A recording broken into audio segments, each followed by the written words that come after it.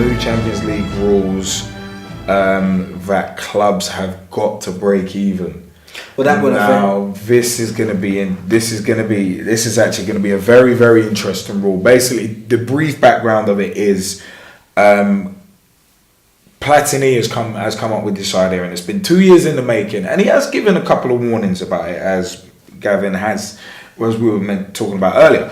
And basically, it's you've got to break even in the Champions League. You can only spend what you earn, and it's a rule that's going to be they're going to officially start enforcing it in 2014/2015. So they're giving teams about 4 or 5 years to balance their books, essentially. This is in light of certain clubs just getting into huge debts, but still paying huge transfer fees to players. Real Madrid being the best example of it, with Kaká and Ronaldo. Was it Kaká 60 million, Ronaldo 80 million? Madrid didn't have that money. They took out loans to buy both players. We've spoken about this issue at verbatim in terms of. But more so, like I was thinking about it as we was coming here. Yeah? I reckon Platini's he's trying to underhand the other teams that got big investors coming into the club, and he knows that they can't. Like for instance, Manchester City. Like he was telling me, they invest what they got a Sultan. Sultan owns how much billions or billions. He can afford to spend how much billions and billions a season. But Manchester City, this season you said they only made 90 million. Well, yeah, they made losses of 90 million. Oh, sorry, losses of 90 million. They made losses of 90 million. They do reach Champions League status. Platini's got the green card to say, no, you can't come into my competition because you need to be making an earning. Yes, correct. Unlike Manchester United can do the same thing, but Manchester United as a brand always makes a profit. That's right. But they have to pay off a debt. That's the difference. Yeah. Like you were saying, there's a lot of discrepancies in the. Yeah, I think there are a lot of loopholes. I mean, without knowing the exact details of it, I mean, there are a lot of loopholes that could potentially be exploited. Man United have already come out and said, yeah, we could pass this test. We're not really worried about it. But when they're holding companies in 700 million of debt, so they're going to be. I think they're going to be exploiting certain loopholes. Chelsea are in about 500 million of debt. The debts to their holding company, like Man United, we're in about 300 to 350, depending on what reports you read of debt. Cop Holdings Limited are the holding company, but it's leveraged against the club. In terms of business and fiscal stimulus and all that, I'm not really well versed in that, but I think this new rule is going to be very, very interesting, because it is going to force teams to think about what they do financially, just like the banking system with Northern Rock going into meltdown and stuff like that. Let's not start talking about Newcastle. It's gonna cause teams to think about how they run their businesses. And you mentioned earlier about football being a business, and you've got to run it in a proper way. And the fit and proper persons test needs tightening up before people can start buying clubs. Because you look at the whole thing with Thaksin Shinawatra, they had the fit and proper persons test. How he passed it, I will never know. He was on the verge of getting extradited. Like Pompey. Look at Pompey. I don't even know how many owners they had last year, but I swear it was over 20.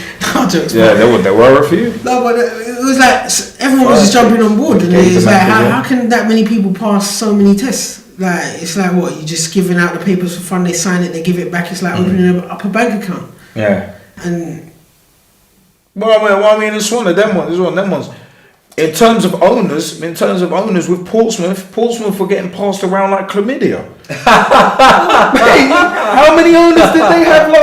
In the 2010-2009 season, they had what? They went through 5 owners in a season.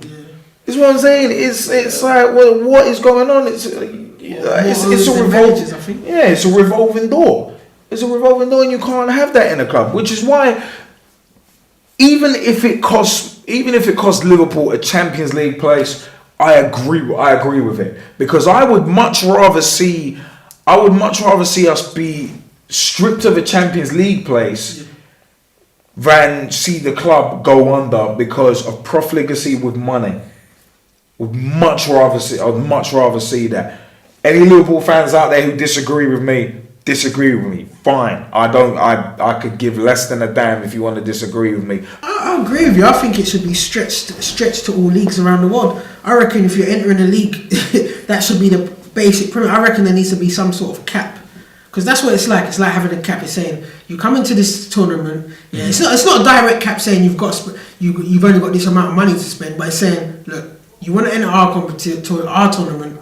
You've got to be making a profit to enter it. That means you've got to be basically a legit business. You can't have any illegitimacy behind your business where you're making losses every season and you know next 3 seasons along you're not even going to be a no-win club. You're going to be relegated or you're going to be out of business basically. Yeah. And at the end of the day, this is what I'm going to talk about the Premier League because I love the Premier League. This is what the Premier League needs. It needs that or some sort of cap where it says, look, guys, you're only allowed to spend this amount of money each season. I don't care if you're a billionaire. Yeah, you're only allowed 40 million. Everyone's on a player level field. It doesn't mean everyone's got 40 million to spend. It just means you've got a maximum of 40 million to spend. That will cut out all the 80 million transfers for unnecessary transfers for 80 million for Ronaldo's. Players' wages will come down. It's exorbitant. Players' wages will come down. Fees will come down.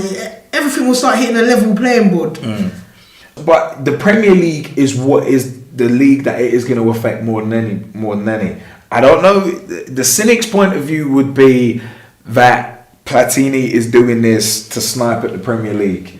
It's a good thing for football. Don't get me wrong. It needs to happen. It really does need to happen. But I am just hoping that there is no favoritism in terms of enforcing it when it starts to get enforced in 4 or 5 years' time. Well, it can only be good for the French league. I'm just hoping that everyone gets treated equally, because at the end of the day, I don't want to see any favoritism to Real Madrid. I don't want to see Man United, Chelsea, Liverpool and Arsenal get booted out of the Champions League because of financial irregularities, but Madrid not getting kicked out even though their accounts are in worse states. I just want it level playing field is the key word. Do to one what you're going to do to all. Absolutely.